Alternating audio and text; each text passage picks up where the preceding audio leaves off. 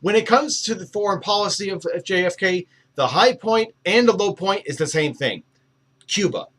When he becomes president of the United States, he inherits that Eisenhower administration program of Cuban refugees being ready to go in order to fight the Castro regime and to overthrow it, right? So it's Kennedy that unleashes it. And in the spring of 1961, he does so in a place called Bay of Pigs, which is in the southwest coast of Cuba. We trained the refugees, and we believed the Cubans would actually rush to help the refugees, but they didn't. Instead, they backed Castro. To complicate matters further, we refused to send any sort of support. We did not send in troops. We did not back them with airplanes. We basically just did everything we could just to be implicated, but not enough to be successful. Really cutting this short, but essentially this is what happened, and it made Kennedy look bad. It's a disaster and an embarrassment for Kennedy. To Kennedy's great credit, he is going to take the blame. He famously once said that victory has many fathers, but failure is an orphan, right? So he's the one that takes the blame.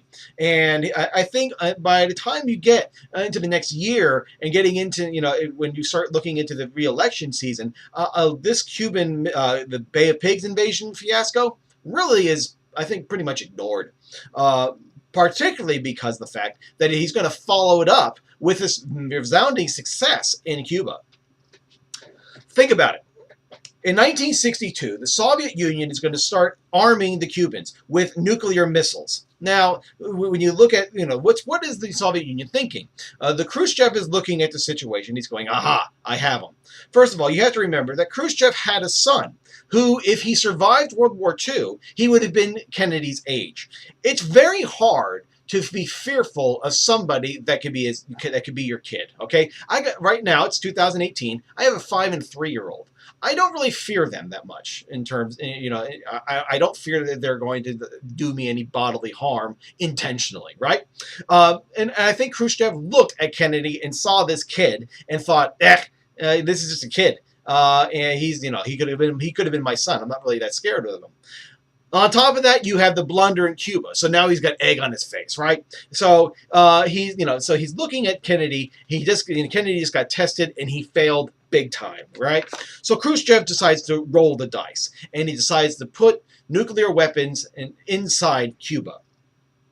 Now, in October of 1962, Kennedy is going to figure it out. The United States will discover these weapons, and for a little bit, there's going to be basically silence. There's going to be negotiations behind the scenes. But on October 22nd, 1962, Kennedy comes on TV and announces that they have recently discovered nuclear warheads in the island of Cuba, just 90 miles away from the United States proper, right?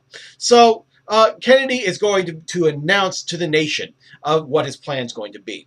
His plan is very simple. It's going to be a quarantine of the Cuban island. He mentions quarantine. Nowhere is the word blockade in it, in the speech, in any of the writings. And the reason why that is because of the fact that a blockade is an act of war. So blockading Cuba would have been a disaster. But quarantining, well, that's okay. What do I mean by what's the difference? Remember what a quarantine does. It isolates only a certain amount of things, of individuals. Like, for example, if I get tuberculosis or some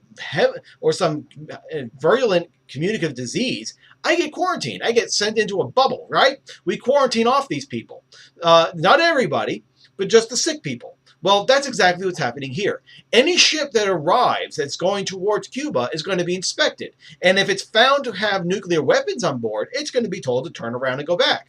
But what if a ship comes in with baby food? What about that ship? Well, that ship will be allowed to come in. So that's what the major difference between a blockade and a quarantine is. Not to mention the fact that a blockade is, as I said, an act of war.